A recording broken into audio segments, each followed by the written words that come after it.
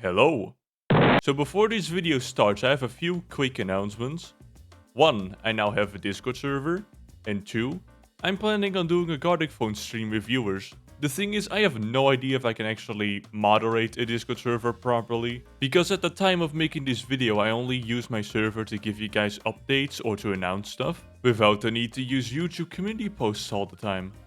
Or without having to add those to the intro of a video. So there currently are no actual text channels, but about the Gardic phone stream, I'm thinking about opening a sort of art channel where you guys can show your own artworks, and if it's any good or funny, I can hand out some sort of verified artist role, which will basically be a little note for me to prioritize letting you into the Gardic phone lobby. But this intro is getting long enough as it is, so if anything changes, I'll let you guys know via my Discord server. Right, so for this tier list, I'm rating these entities based on how difficult they are to survive. And most of my experience is from playing with others. So my ratings are mostly gonna be based off of how difficult they are to survive with other players. And also, these are my opinions. I could be wrong about some things. Please don't murder me too hard in the comment section. And with all of that out of the way, I hope you enjoyed the video. Alrighty, so I've done like a particular order. So you have like the node entities. And yes, I count Pandemonium as a node entity. And Harbinger. Does Harbinger actually like follow any nodes at all? Anyway, those details don't matter. And we have like more like environmental ones. Grand encounters. Yes, I count Firewall as an entity. I'll explain it later. I guess more environmental. Excuse me, why is this here twice? Let's not. Then we have graveyard stuff. Also, this goes here. I have this very well organized. And then there's the vault and the hunt entities. So yeah, that's how they're categorized. Anyway, first we have the angler. Just the most standard, the most common one.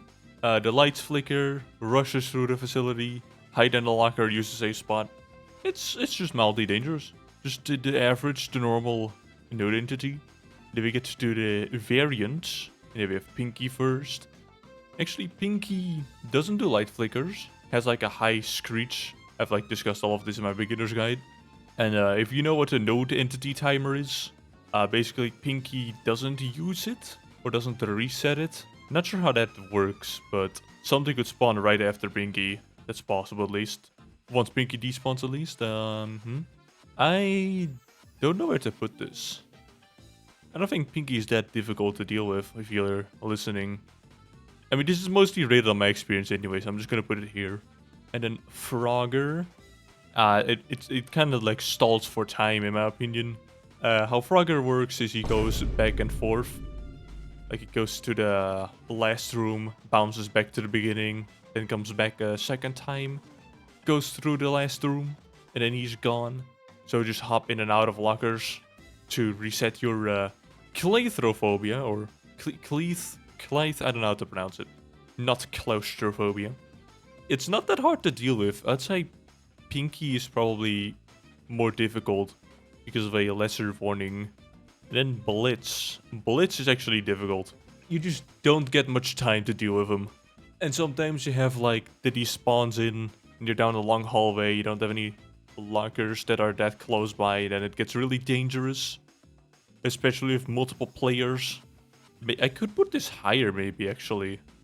I'm actually gonna put it at like a lower oh god tier. Chainsmoker. This has got to be like the easiest one. Because you can pretty much keep on running for a little bit if you know he spawns. So you have plenty of time to like find a new locker in rooms ahead. If you need to. Lots of reaction time. It's kind of like an inconvenience I feel like. Once he's close by and your screen shakes, you can like hop in a locker and that gets the timing right usually. So it's a nice angler to have. And Pandemonium. It's not a hard minigame. And Pandemonium safe spots are a thing. I find them pretty often. Even if I do have to use a locker, I get there in time because Pandemonium is slow. I just want to say it's a tough one. A60. I'm gonna be real, I don't think A60 is difficult either. I play with death mode enabled all the time, And I can see the static on my screen that it gives when he spawns in really fast. So that gives me a lot of reaction time. And he's also a bit slower than Blitz, so it's a little bit more forgiving. I don't know where to put it exactly compared to the other node entities. I feel like I get startled more by Pinky than by A60, but that's also because A60 is like rare. Maybe they're kind of equal. I'll just put them above Pinky. I'll just do that. Harbinger or Death Angel. Haven't survived them once. Alright, it's a guaranteed death almost. And I'm saying almost because I think it's possible to survive its minigame, but it takes a long time and it goes through like a bunch of difficult phases. I have not made it to the second phase ever. I did Endless like a bit ago. Made it to 800 doors, didn't get a single spawn, tried again later, and then suddenly I got it like 7 times in a run. Couldn't beat a single time. Or get to the phase 2 even a single time. I don't know if I'm missing something, but for me it's a guaranteed death. At least you get a free revive though. So as it turns out, Death Angel's minigame was made unbeatable again. So that would probably explain why I had to do the minigame for like over a minute and did not get to phase 2. So I guess it literally is a guaranteed death. Alright, and then the environmental entities, avoid mass lockers. Just inconvenient. Just look around carefully and you should be fine. And if you're playing with other people, then you can also get saved.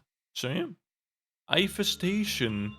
I would actually put them below the void mass lockers. As long as Infestation is in its green state or you're doing a gauntlet, really easy to deal with. If it's like enraged or outraged, where it spawns in every possible room and the pull is stronger, then I guess it would be mildly dangerous for enraged, and outraged would be like an oh god situation, especially if you're playing alone. But in its green state or with gauntlets, it's just an inconvenience. Squiddles. I'm gonna put them above Infestation. Should I put them above Void Mass Lockers? Maybe they're kind of like equal. I will put them... Honestly, I honestly want to say the same as Void Mass Lockers. I just want to use light sources when I want to use them. I said that before in my items tier list thingy.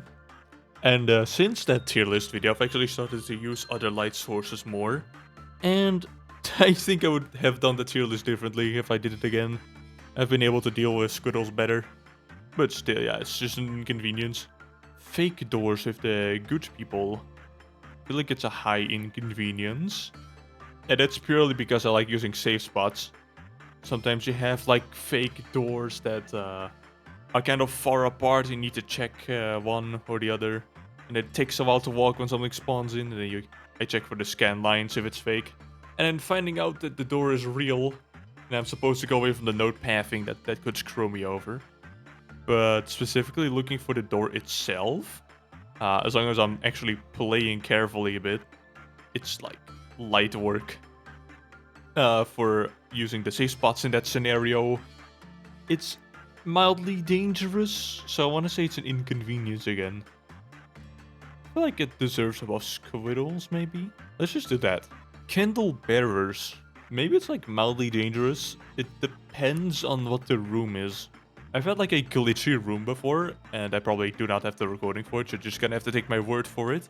You have like a room type where you enter, it's like a dark room. There's a pit below you, and then on the left there's a vent. That is the correct way. And had a candle bearer spawned, and he walked through the vents. And I got hit, so it's kind of buggy. Had another one, there was a code breacher room on the side, on the right. And got stuck there, candle bearers just blocking the way. When that happens, it can be dangerous, you just take a hit. It's kind of silly. But overall, when the room is favorable, it's hardly an inconvenience. It would go like below Infestation. So I'll put it above Infestation just because of those rare chances where they just block a hallway completely. That Candle Brutes. Light work. Now let me explain, because they spawn in heavy containment, which is like a massive open room, or you have like... You also have them in regular rooms. But there the shelves are kind of like blocking you from escaping. But I wouldn't call it inconvenient, because if you walk in front of a Candle Brute, you can like dodge the attack, We can even beta the attack, actually. Positive, I have this laser pointer. So I have this laser pointer. Guys, pause it for a second, so I have a flash beacon. If you could just follow that. Oh! That was a little too close. Just walk in front of them, then step aside or around. So yeah. Oh, and also one thing I kind of forgot to mention is the candle bearers and candle brutes can be like stunned with a light source. Candle bearers stand like completely still, while candle brutes get slowed down. If you stun them for too long though, they get like a blue light and they become faster, just aggravated. You don't want to do that for too long. The best thing you can do with a candle bearer, because their attacks are kind of faster, I think. So it's not that easy to dodge, from my experience. Best thing you can do is if you're about to go close to a candle bearer, you want to stun them then for like a second and walk past them. With candle brutes, it doesn't really matter unless you're like doing the keypad code or using a keycard. Someone else can maybe voice crack. Someone else can maybe like stun them, slow them down, and otherwise you have to like dodge an attack. Did I mention before? Just dodge. And then wall dwellers. I don't struggle with them at all, I don't feel like. It only gets dangerous if they're like trying to hide from an incoming angler and the lock is like phasing away or something. Then it might get dangerous, but it is like super rare. That just doesn't happen. I want to say they're also light work. Just listen for them, I guess. Even though they don't work with death mode, they don't get like highlighted or something. They are pretty audible for me. So if a wall dweller spawns in, I will know it every time. Lopi. If you're playing alone, it wouldn't even get a tier. But assuming I'm playing with other people, which I do most of the time, like 50 player streams, for example, Lopi can become dangerous just because people do not have patience. What is happening with the tier list? Hello? Okay. I want to say mildly dangerous. It does like a random amount of damage from 1 to 99, unless that is outdated. I want to say Lopi is like about here then. Between Frogger and Angler. Yeah, okay, I just checked. It's between 1 and 99. Unless you like end up falling under the map or something, then it's like 0. Like 0. No, it just straight up is 0. Right, and then Painter. Painter controls like a bunch of stuff in the facility. Turrets, deaf speakers, the firewall. Yeah, just to name a few, I suppose. Turrets are probably the most dangerous one. For me, at least. I know a lot of people can struggle with firewall. For me, it's the turrets, because I'm just impatient and trying to run. It is easier, though, to dodge bullets if you, like, move aside while you're getting shot. Because the bullets travel, so it's not a hit scan. It's definitely not a tough one. It's gotta be mildly dangerous, maybe. Probably on the lower end. I feel like here's right. Unless you quote-unquote rescue him, then light work, no reaction. And then bottom feeder. This one is actually quite rare. I don't want to say that the bottom feeder is dangerous, but you are slow in like its room type with the water. You get slowed down, and that can become dangerous if other node entities spawn in. And that is like the only reason it can be like mildly dangerous. Bottom feeder, also when it attacks you, you have to like mash Q and E to get it to stop attacking you, because you like slowly lose health. I just want to put it here. It's slightly more dangerous, but it's really dependent on if the node entities are sparing you or not. Otherwise, if node entities weren't an issue, it would go like pretty low. It'd be like an inconvenience pretty like below the candle bearer. But yeah, I'll put it here. Searchlights. In the first encounter, it is slightly more difficult than the finale, I want to say. Because it actually like, it can do full circles or it can like zigzag. And especially when you get to the last few generators, it feels like it's just all around the map. So you have to like wait a bit before you can do a generator. I don't have that issue much with the finale, because the finale one, the generators there get fixed in like 3 skill checks. While in the first encounter it's 4 skill checks with a little bit of extra time. Sometimes you can do 5 if you're like fast with them. But overall, it's like, I want to say below an angler. Yeah, if you're just careful and a little patient, it's fine. especially with like a lot of people, you'll get a lot of generators. But if you have like 2 or 3 good people, not these ones, I'm talking about good players, then the game goes on pretty easily. And then Abomination, the other Grand Encounter, and also Firewall, but Abomination, currently it's really buggy, but assuming it works as intended, I find this inconvenience level. I might hit a few fans on the way, like 1 or 2, and they take 50 damage, I get lower to like 30 HP on a normal run. Sometimes I no-hit it. But yeah, I don't struggle with this. You get a healing at the end. A needle. So health is not an issue unless you're starting off with low health. Then it can be dangerous. But assuming I'm starting from full health, I would put it below Chainsmoker. And also just for people that want to do Abomination without dying to the bug. Because currently, from my experience at least, there's like 2 bugs. One of them is where the sea glider gets stuck in your face, and I have no idea how to fix that. But the other bug that I have is that after the Abomination starts, like after the scene happens where it chases you, you get like spun around, or you get sent into a random direction, maybe backwards, maybe down into the floor. If that happens, I found a way to like fix that, but you're going to take 50 damage anyway. What you can do, what I do, is I just spam WASD over my keyboard. I just tap it a bunch, I spin with my mouse in all directions, and then after I get bitten by the Abomination, it corrects my camera straight forward, and then it just stops pushing me in a direction. I don't know why that works, it works for me, it's been very consistent. So yeah, I just take 50 damage forcefully, and then I can continue with the encounter without any bugs. So that's a neat little thing. And then the Firewall. The Firewall is not an entity, but I feel like if I'm gonna include Abomination, I should include the Firewall as well. I gotta say, I love the Firewall.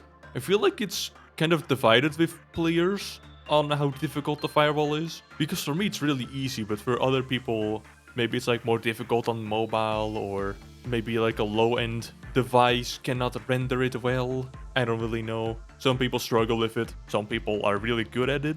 I consider myself pretty good. Use the console on the wall should you want to listen to it again.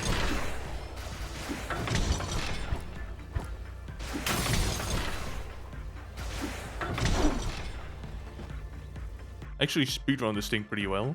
I say Firewall, I mean for me it's not an inconvenience because I love doing this actually. But in terms of difficulty, I almost want to put it at light work. It feels like a complete flex to put it there, to be honest. Let's start. If I start on low health, actually, which might have. My voice cracks are insane. Can I redo this? If I'm starting at like low health, it can actually get mildly dangerous. Because I do like a little speedrun thingy where I dash and then I slide, which gives me a lot of speed and it just flings me across the map. But usually I hit the pit when I do that. I take 15 damage. So I kind of need to have like a lot of health if I want to do this thing. And also if people are fast, then the Firewall is going to catch up as well. So if I'm speedrunning with a bunch of people and I fall behind, I'm going to die to the Firewall. So I guess I'll put it at a low, mildly dangerous then. I do tend to play with other people. It depends on my health. If my health is high and the people I'm playing with are on my level or lower, then it is really easy. But if I'm doing 50 player lobbies, I am probably not going to be that healthy or be that fast. I mean, sure, I can sit out, but I'm not a coward. Come on now. We'll just put it here. And then, what is this? This was the Redeemer, right? Press E. Just press E. Or whatever prompt it gives you on console or mobile. Just press, just click, just tap. The Divine. It's also light work. I'll put it here. Because at least you have to like actually step off the grass, which might hinder you slightly if you're going for a certain spot, like a locker. When a node entity spawns in, you have to go around, but it's usually not an issue for me. It's more difficult than just pressing, alright? And then we get to the Graveyard, and I guess I already rated the Candle Bearers. Candle Bearers in the Graveyard, I played that like once recently, just to remember how that goes. Didn't get hit a single time, didn't struggle at all. And you don't have to deal with node entities or anything else. It's just going to be Candle Bearers alone in that last section, or second to last. So in that case, it would be light work. Bouncers. Evil skeleton punch! What I've noticed, by the way, because I played like pressure on my laptop, which didn't have the best of Wi-Fi connection, and bouncers are kind of scary on a low connection because I struggle to open doors. It doesn't register, and so the bouncer catches up to me. So I can imagine bouncers hard to deal with in that case for most people with bad Wi-Fi or just internet connection in general. If I'm playing on my PC with the Ethernet cable and everything, bouncer is like an inconvenience, and it's both from the for the first and the last section of the graveyard. Why does it keep glitching out? I want to put it above candlebearers. The Skelepede. Skelepede is the same as the bottom feeder. The only difference is, I don't know actually if the bottom feeder does any initial damage before it like drains your HP and does the mash Q and E prompt.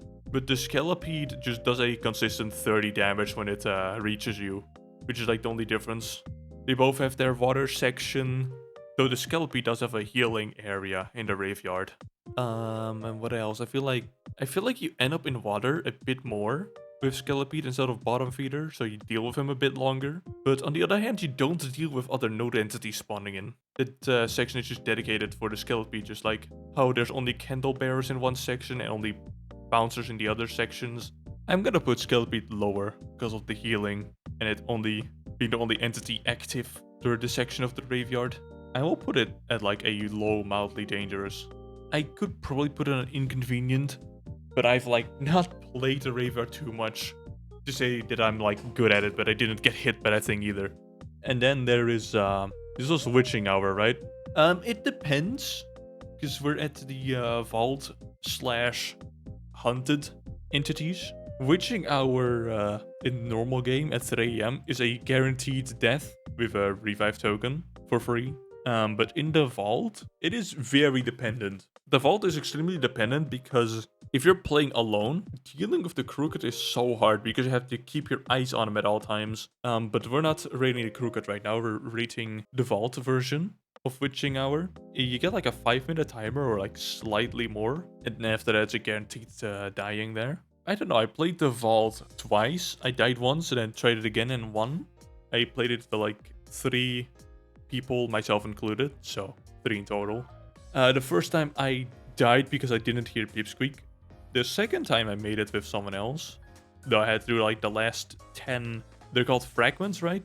The last 10 out of 50. I had to do it alone and it got a little scary. I want to say, I mean, this guy is just a timer basically. And putting a timer on it causes quite the stress. Maybe I should put it in tough one, just for that. We'll put it at tough one. Finally, one of the more difficult ones being rated here, huh? Rebarb. I didn't notice when I streamed, but you can flash him to scare him away. The thing is, you might look away from the crooked for a second. I feel like all of the hunted and the vault are very dependent on if you're playing with other people or not. If you're playing alone, rebarb might be like mildly dangerous because it distracts you from looking at the crooked. I'm gonna put it above Frogger, I feel like. And then Pipsqueak. It's basically like Pandemonium, but it doesn't initiate a minigame. It just like checks your locker. If it gets a line of sight with you, it dashes for you and kills you. Oh, and also, it doesn't do a light flicker. So the only way you know if it spawns in is if you have really good ears, or you notice the crooked going into a locker. I want to say that Pipsqueak is probably a little bit tough. So I guess you just do a low tough tier. And then the crooked. Kill him! Kill him. Evaporate him. Very dependent on how many players. If you're playing alone, it's like probably higher than Blitz. Having to look at him at all times. Like imagine having to walk across planks in the hunted mode, or trying to collect fragments. You have to look away from the crooked. He just comes at you, man. He just beats the shit out of you. Then it gets really difficult. But if you're playing with other people, if you like dedicate one person to look at all times while other people collect the fragments, then it becomes really easy to deal with. So I'm gonna usually play with other people, and just because of that, I will rate him probably more dangerous in a firewall. I'm gonna say a bit more dangerous than Lopi. Actually, no, I'm gonna put him below that. Getting a Lopi because there's 50 players running ahead, that's a little bit more dangerous than dealing with a Crooked with a bunch of people in the vault. And yeah, that's the tier list. Would I change anything? You know what? I'm gonna change Painter to be a bit lower. Because if I'm behind in a group, then people can like hit the switch to disable the turrets, which makes it a lot less worrying. I'll put him here. Yeah, I don't think I'm gonna change more than that. This is how difficult the entities are to deal with. Maybe, The only thing that bothers me is putting the witching hour this high, because putting a timer on how difficult the vault is why it's so high. But if the vault wasn't that difficult, then witching hour would be very low. Yeah, I guess it just gets its spot, gets carried because the other entities are difficult to deal with in time. Yeah. Alrighty, this is the end of the video. So here's the result. Again, this is based on my own experience, which for the most part consists of playing with a bunch of other people the majority of the time, so keep that in mind. Anyway, let me know what you think of some of the entities, and with all of that said, the Lantern is F tier. Thank you for watching.